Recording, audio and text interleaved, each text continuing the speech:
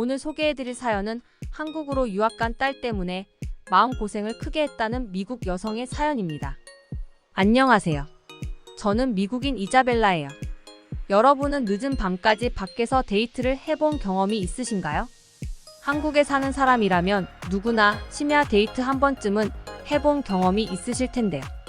부담 없이 야경을 즐길 수도 있고 영화를 보거나 찜질방에 갈 수도 있습니다. 하지만 이 같은 일은 외국에선 쉽게 할 수 있는 일이 아닌 것 같은데요.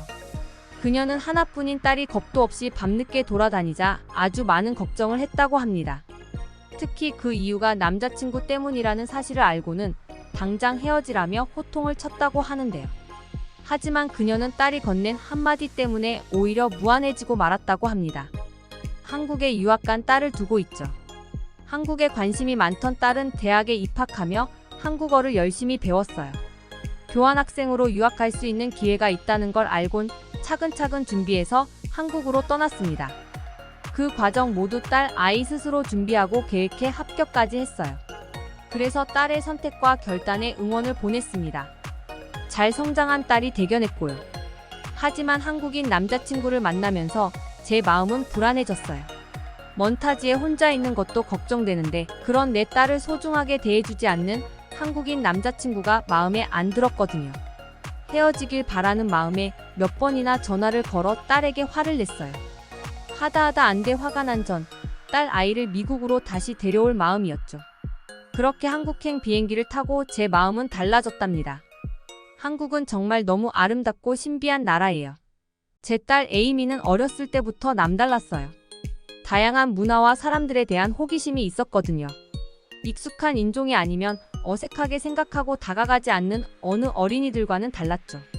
오히려 다르다는데 더 열광하고 관심을 보였거든요. 한국도 다르지 않았습니다. 지금은 오히려 한국의 컨텐츠들이 세계에서 인기를 얻으며 많은 관심을 받고 있어요.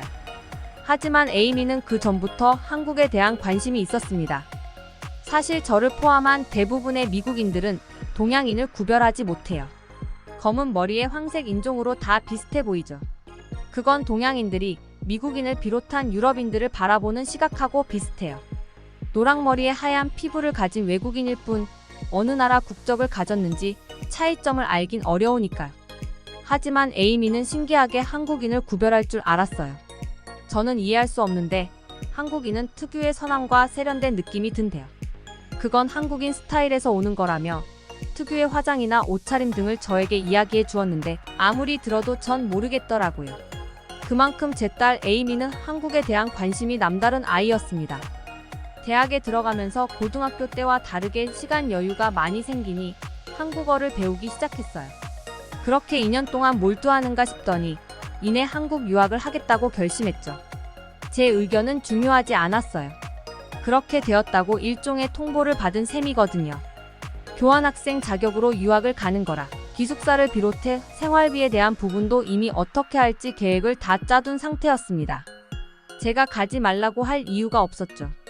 그렇게 딸 에이미가 한국으로 떠났어요. 한국에 갔지만 2년 동안 공부했던 한국어가 익숙하지 않아 영어로 대화한다는 다소 민망한 이야기도 초반에는 전해 들었습니다. 하지만 서로의 문화를 존중해주는 한국인 친구들 덕분에 지내는 게 힘들지 않다는 안도의 말도 해주었어요. 그렇게 에이미는 한국에서 유학 생활로 많은 도전과 성장의 기회를 접하고 있었습니다. 그렇게 몇 달이 흘렀을까요?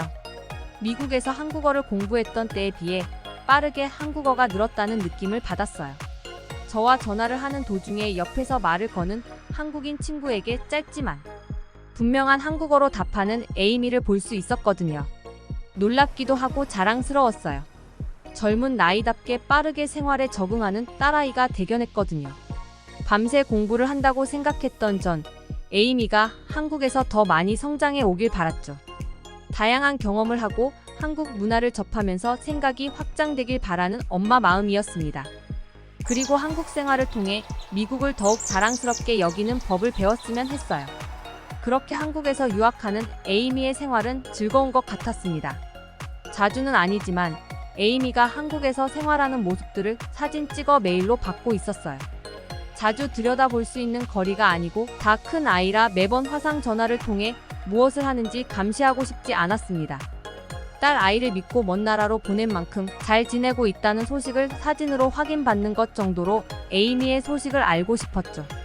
친구들과 잘 지내는 모습, 경복궁 같은 고궁에 갔던 날, 맛있는 한국식 음식을 먹는 상황 등 다양하게 사진들을 받아볼 수 있었어요. 사진 밑에는 하나씩 어떤 상황인지로 코멘트를 달아주었습니다. 덕분에 딸 아이가 한국에서 어떤 생활을 하고 어떤 친구들을 만나며 어떻게 지내는지 알 수 있었어요. 그러다 깜짝 놀랄 만한 사진이 한눈에 들어왔습니다. 주위가 상당히 깜깜한 밤이었어요. 불빛이 거리를 비추고 있었지만 그건 누가 봐도 한밤중이라는 걸 알 수 있었습니다. 편안한 차림으로 밤거리에 나온 딸. 그리고 그 딸에게 장난스레 장난을 치는 한국인 남자의 모습이었어요. 저는 당황했습니다. 한밤에 거리를 나온 것도 모자라 보란듯 사진을 찍어 여유를 부리는 딸을 보자 불안했어요. 남자친구라고 소개한 한국인 남자의 모습을 보고 화가 났죠. 위험하게 밤에 여자친구가 나오면 말려야지 함께하고. 아무렇지 않게 웃고 떠드는 모습을 보니 제 딸을 사랑하지 않는 것 같았어요. 사랑한다면 위험한 밤거리에 약한 여자친구를 나오게 하지 않을 테니까요. 사진에 찍힌 딸과 딸의 한국인 남자친구 그리고 사진을 촬영해준 누군가까지. 적어도 3명 이상이 늦은 시간에 함께 했다는 사실 하나로 저는 머리끝까지 화가 났습니다. 그래서 한국 시간으로 아침이 되길 기다렸어요. 딸 아이에게 한국인 남자친구와 헤어지라고 말할 참이었거든요. 시간이 가길 기다리는데 제 마음은 너무 불안해졌어요. 이 시간에도 잠을 자는 게 아니라 밤늦게 밤거리를 활보하는 게 아닐까? 그러다 총이라도 맞으면? 꼬리에 꼬리를 문 상상은 멈출 줄 몰랐습니다. 미국도 아니고 지에서 딸 아이 목숨이 위태로울 수 있다는 사실을 아니. 어느 엄마가 마음의 안정을 가질 수 있겠어요.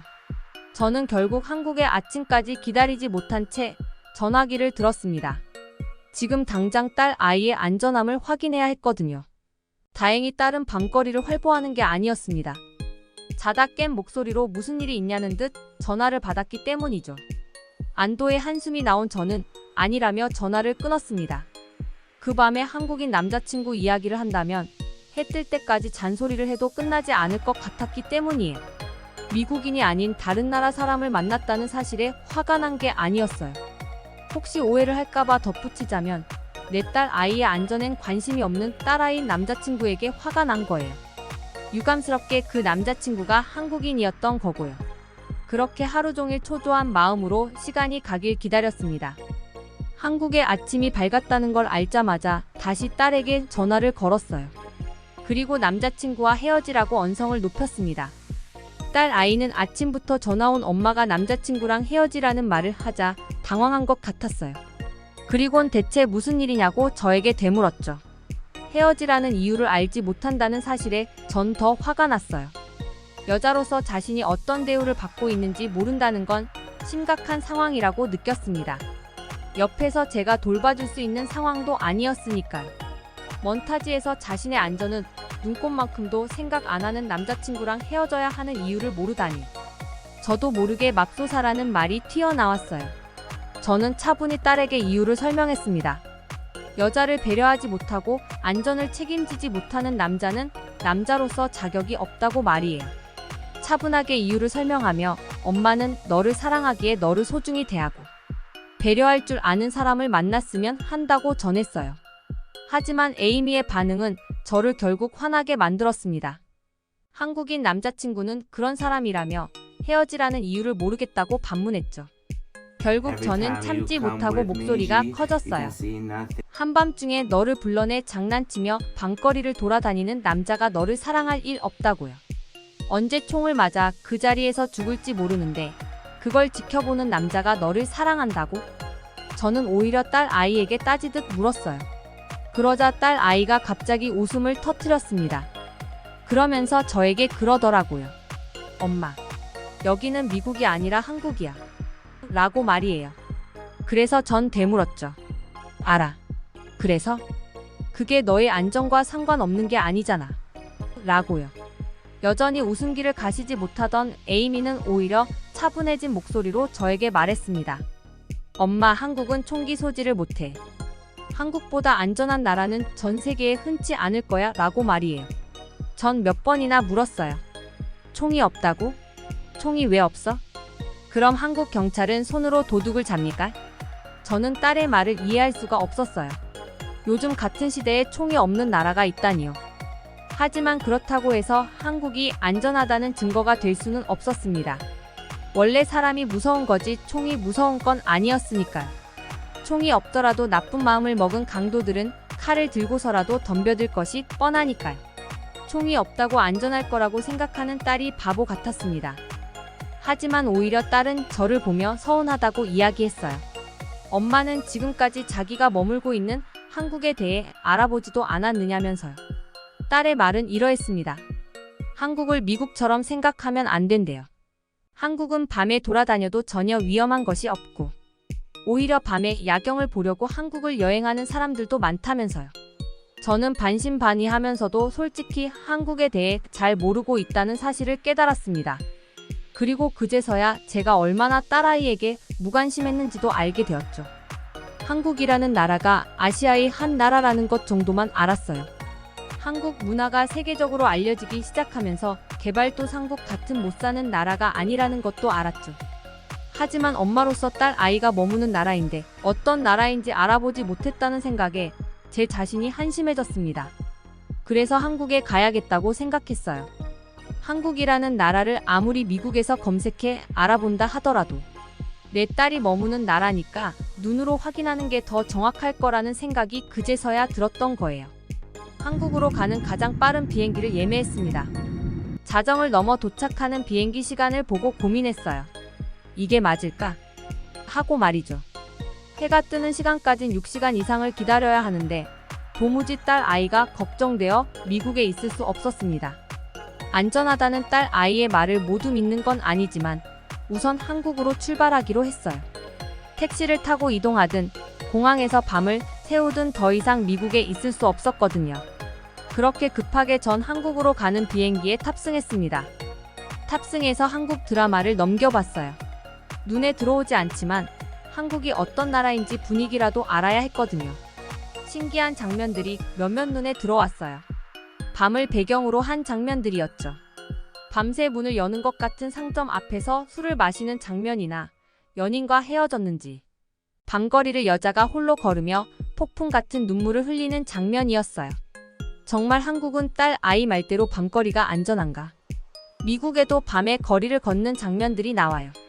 드라마나 영화 어디에서도 볼 수 있죠. 다른 점은 한국의 밤거리처럼 밝은 느낌이 아니라는 점이에요. 자연스럽지도 않죠. 밤거리를 거니는 주인공은 어딘지 모르게 불안한 마음이 들어요. 원하지 않는데 어쩔 수 없이 걸어야 하는 상황도 있죠. 장면 중 꼭 하나는 강도를 만나 가진 돈을 모두 빼앗기거나 목숨을 위협받는 장면이에요. 익숙하게 보이는 장면과 달라 놀랐어요. 그리고 한편으론 한국에 내렸을 때 어떤 장면이 눈에 펼쳐질까 기대가 되었습니다. 사실 이때까지도 완전히 다 믿는 건 아니었어요. 미국에도 몇몇 도시는 밤에 상대적으로 안전한 곳이 있거든요. 한국도 몇몇 도시는 그럴 수 있는 걸 거야 라고 생각했습니다. 그렇게 설레는 마음으로 인천공항에 내렸어요. 한밤이지만 화려한 불이 켜진 큰 공항은 많은 사람들이 바쁘게 움직이고 있었습니다. 저처럼 이제 막 도착한 사람들도 있었지만 다른 나라로 떠나기 위해 준비하는 사람들도 있었죠. 낯선 한국의 모습이지만 그 시간에도 공항에 도착하는 사람들을 보며 한국은 안전하다는 생각이 저도 모르게 들었습니다. 원래 계획대로라면 공항에서 기다리던가 공항 근처 숙소로 이동할 생각이었어요. 하지만 왠지 딸 아이가 있는 서울이 궁금해졌습니다. 그래서 택시를 타고 서울로 이동했어요. 서울로 이동하는 택시 안에서 본 한국의 밤 풍경은 놀라웠습니다. 자정을 넘긴 시간인데 많은 차들이 움직이고 있었고 도시는 화려한 불빛으로 가득했거든요. 한강을 지날 땐 자전거를 타고 운동하는 사람도 몇몇 볼 수 있었습니다. 전 제가 잘못 본 줄 알았어요. 미국이라면 정말 목숨을 내놓고 타야 하는 게 한밤 자전거니까요. 택시를 타고 서울로 이동하길 잘했다는 생각이 들었습니다. 많은 곳을 다니지 않았어요. 비행기에서 내려 택시를 타고 서울로 이동하기만 했죠. 하지만 그 1시간 정도 되는 시간으로 한국이 얼마나 안전한 나라인지 충분히 알 수 있었습니다. 딸 아이 말대로 한국은 총기 소지가 금지된 나라였어요. 그리고 밤 문화가 상당히 잘 발달된 나라였죠. 단순히 안전한 게 아니라 밤에도 즐길 거리가 풍부했어요. 전 딸에게 도착했다는 전화를 함과 동시에 미안하다는 말도 전했습니다.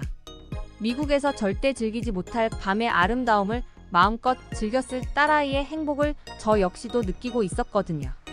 한국의 밤은 낮보다 아름다웠습니다. 제가 평생을 미국에 살면서 느끼지 못했던 밤의 매력을 충분히 느낄 수 있었거든요. 숙소 앞에만 가도 밤늦게까지 여는 식당, 카페가 즐비했습니다. 한강에 가면 야경을 보며 끓여 먹는 라면은 지금도 그 맛을 잊지 못해 생각날 정도예요. 낮엔 복잡하게 많은 사람들이 붐비는 도로인데 밤이면 포장마차라 불리는 먹거리가 생기는 것도 정말 신기하고 재밌었어요. 금융술 한 잔과 함께 먹는 국수는 정말 매력있죠. 미국에선 꿈도 꾸지 못할 정도로 안전한 밤거리였어요. 딸 아이에게 화를 냈던 게 유독 미안했던 날이 있습니다. 그날은 밤에 문을 여는 시장 구경을 시켜준다는 딸의 남자친구를 따라 동대문에서 만난 날이었어요. 낮보다 더 많은 사람들이 복잡하게 느껴졌죠. 유독 눈에 띄는 건 어린 아이들이었습니다. 가족 단위로 옷을 사기 위해 또는 구경을 하려고 삼삼오오 모여든 무리에는 10살 내외로 보이는 아이들도 있었거든요. 어린 아이들도 한국에서는 밤거리에 다니는 게 가능했어요. 그런 것도 모르고 위험하게 밤에 만나자는 한국인 남자친구를 욕했으니 제가 얼마나 웃겼을까요? 이제는 하나의 해프닝으로 웃어넘길 수 있습니다. 즐거웠던 한국 여행을 마치고 이제는 미국으로 돌아왔거든요. 미국에도 한국에서 먹었던 음식들은 언제든 다시 사 먹을 수 있어요. 그래서 한국 음식이 먹고 싶을 때면 한인 식당으로 가 식사를 한답니다. 하지만 한국에서 먹던 그 맛은 아니에요. 아마 자유롭게 걸어 다니며 먹었던 밤거리에 대한 그리움 때문일 거라 생각해요.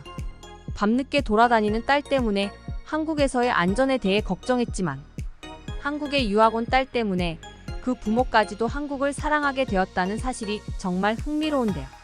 앞으로도 딸과 함께 한국에 대한 좋은 추억을 많이 쌓으며 한국을 계속해서 사랑해 주었으면 좋겠네요.